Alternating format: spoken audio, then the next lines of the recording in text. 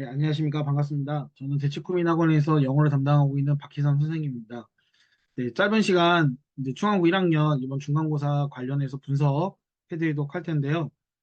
세 가지로 나눠서 하겠습니다. 먼저는 총평과 두 번째 고난도 문항 유형 분석, 세 번째는 기말고사 어떻게 대비할지 안내 드리도록 하겠습니다. 어머님들 아이들한테 들으셔서 아실 수도 있겠지만 이제 과거와는 다르게 올해부터 역대급으로 시험 범위가 늘어났다는 걸 한 번씩 들어보셨을 겁니다. 그러니까 아이들 입장에서 너무나 방대한 양을 공부해서 준비했던 시험이기 때문에 굉장히 아이들 힘들었을 거라서 많은 격려를 해주시고, 설사 이번에 시험 점수가 본인이 생각했던 것보다 못 미친다 하더라도 이제 앞으로 대응을 하면 되는 거기 때문에 어, 혹시나 낙담하고 있는 아이들이 있으면, 아이가 있다면 잘 격려해 주시고, 또 옆에서 이제 지도하는 저도 굉장히 노력을 많이 했는데 이제 앞으로 이제 저랑 같이 하면은 충분히 올릴 수 있으니까요. 한번 잘 들어보시고 제가 잘 올릴 만한 사람인가 좀 판단해 보셔서 이제 어, 이렇게 앞으로 또 이렇게 진행하시면 되겠습니다. 이제 총 문항수가 이제 33개였습니다. 그러니까 요 문항수 구성은 사실은 이제 기존의 시험과 동일했고요. 이제 반면에 이제 시험 범위가 너무 많았던 것이 이번 시험의 가장 큰 특징이라고 볼 수 있겠습니다. 객관식 관련해서 보시면 제가 아이들한테 이런 얘기는 했어요. 시험 범위가 너무 많으면 절대 어렵게 낼 수가 없다. 그래서 가만히 살펴보면요. 대부분 원문에 충실했던 문제들이 대부분이었고요. 그래서 표현의 변형이 심하지 않고, 그리고 지문 내용만 숙지가 되어 있으면 풀 수 있었던 문제라고 볼 수 있겠습니다. 어, 이제 두 번째로는 이제 지문 정보를 근거로 한 정보 일치, 불일치 문제가 꽤 많았습니다. 자, 이게 어떤 의미냐면요. 아이들이 보통 이제 지문 공부를 하겠지만 실제 시험에 가면 선택지가 영어로 되어 있습니다. 이제 이런 거를 제외하고는 이제 어느 정도 충실하게 공부만 했다면 평이한 수준이었는데요. 여기에 더불어서 아까도 얘기했지만 선택지가 영어로 되어 있기 때문에 영어로 된 것만 이제 제대로 이해하고 풀 수 있으면 이제는 고득점까지 가능한 수준이다라고 보면 되겠습니다.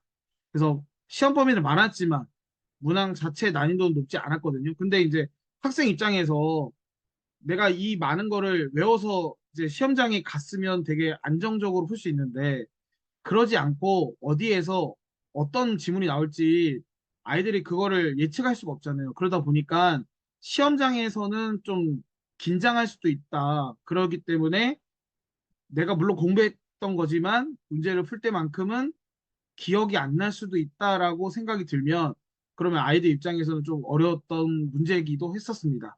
근데 난이도만 보면은 이제 본문 그 표현에 충실하게 출제를 했기 때문에 그렇게 난이도 자체가 어렵진 않다고 볼 수 있겠습니다. 주관식 같은 경우는 이제 세 문항이 나오는데 그러기 때문에 배점이 높은 것이 특징입니다. 그리고 장문, 그리고 어법, 빈칸 완성 유형으로 그냥 서술형이면 이 정도 유형이 내든 되게 평이한 유형의 문제로 출제되었다는 거 볼 수 있습니다. 그리고 이제 과거에는 그래도 교과서 파트 같은 경우는 통장문으로 출제하는 경우가 많았는데 통장문이 아니라 그냥 일부 내용, 그냥 일부 빈칸만 이제 몇 개 어휘로 쓰면 되는 문제였기 때문에 어휘만 제대로 이해했다면 풀 수 있었던 문제였습니다. 그리고 문법 같은 경우는 이제 어법성 판단에 따라서 이제 변형을 해야 되는 그런 문제가 출제되어서 문법 내용에 대해서 전반적으로 그러니까 단순히 교과서 1, 2단원이나 모의고사에 있는 그 문법 문제만 거기에는 포인트만 안다고 돼서 되는 게 아니라 전반적인 좀 넓은 범위의 문법 개념을 알아야 풀 수 있는 문제가 출제됐다고 볼 수 있습니다. 그리고 세 번째로는 이제 모의고사에서 아이들이 선생님 문장 이거 다 외워야 되는 거 아니냐라고 물어보기도 했는데 제가 그런 얘기 했어요. 이렇게 시험 범위도 너무 많은데 그 지문 하나에 두 문장만 외워도 100문장이 넘어가거든요. 그러니까 어떻게 그걸 낼 수 있겠냐. 그래서 제 예측대로 그냥 지문 내에서 단어를 찾아서 푸는 문제로 나왔기 때문에 평이했다고 볼 수 있겠습니다. 그래서 역시나 범위는 많았지만 네, 서술형도 그렇게 어렵지 않아서 기말고사 때는 좀 난이도가 올라갈 수 있겠다라고 생각하고 대비를 해야 될 필요가 있겠습니다. 이제 세부적인 내용으로 들어가서요. 제가 어려운 문제만 좀 추려서 말씀드리겠습니다. 여기 보시면 지문의 내용이 그대로 변형되지 않은 채로 들어갔고요.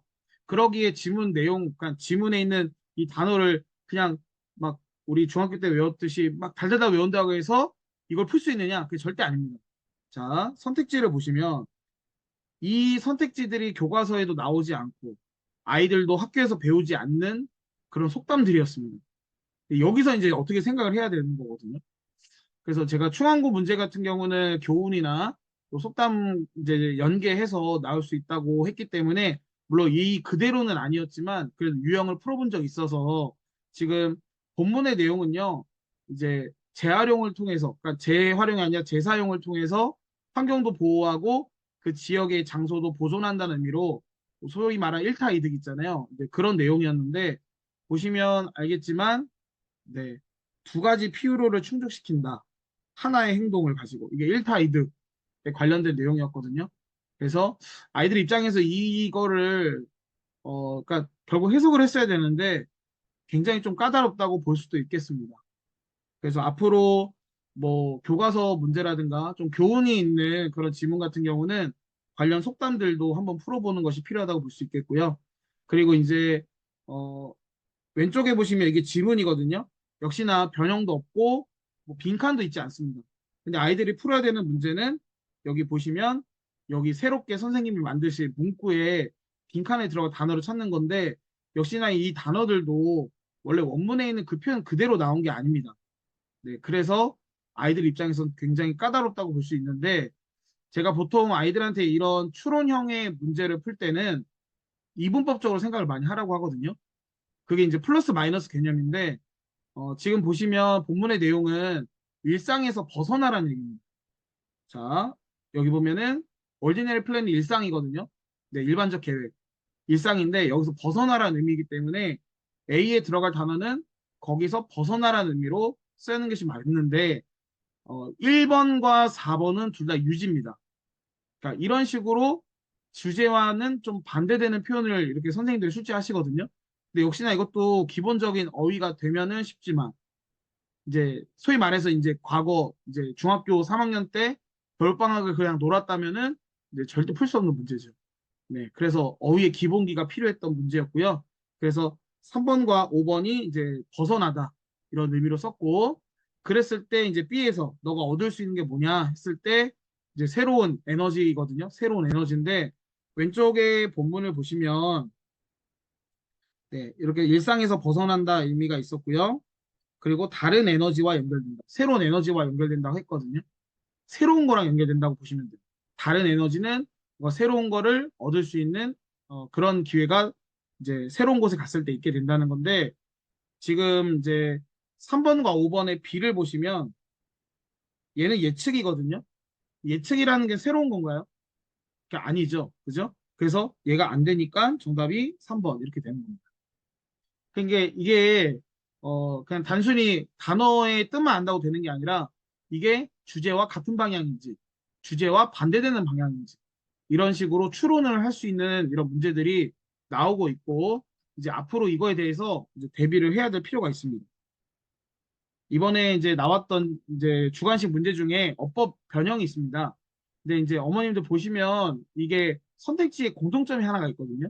그게 뭐냐면 1번, 2번, 3번 네, 1번, 2번, 3번, 그리고 5번이 다 동사입니다. 아까도 얘기했지만 제가 변형이란 거에 대해 말씀드렸잖아요. 그러니까 변형이 보통 동사를 가지고 많이 변형하는 문제가 많이 나오는데 이거에 대한 이제 문법적 개념, 이게 동사 원형이 들어갈 것인지, to가 들어갈 것인지, ing가 들어갈 것인지 이런 것들이 기본적인 어법 전반적 개념을 알아야 되기 때문에 그래야지 풀 수 있는 문제였고요. 그리고 이제 4번하고 6번도 하나의 공통점이 있거든요. 네, 관계사 문제입니다. 그러니까 되게 어렵거나 그런 개념이 아니라 이미 아이들이 중3 때 배웠던 개념으로 푸는 문제들이 대부분이었기 때문에 그 개념만 충실히 알고 있었다면은 풀 수 있는 문제라고 볼 수 있겠습니다. 그 다음에 마지막으로 이제 이 주관식 3번 문제였는데 보시면 아까도 말씀드렸지만 암기해서 푸는 문제가 아닙니다. 물론 암기하면 더 빨리 풀 수도 있는데 암기를 안 하더라도 지금 문제를 보면 아시겠지만 본문에서 찾아 쓰라고 하거든요. 예, 필요하면 어형을 바꾸라. 아까 동사를 이제 다른 걸로 바꾸듯이 바꾸면 돼요. 그래서 1번 자리는 이 글의 소재 자리예요. 이 글의 전체적인 내용이 뭐였냐면 경작, 순환에 대한 얘기였거든요. 그러면 1번 자리에 들어가는 게 순환. 그러면 이 지문에서 순환하다라는 표현이 있을 거 아니에요. 그게 이제 이 단어거든요. 로테이트라는 단어. 이거를 로테이션으로 바꿔서 넣는 문제였어요.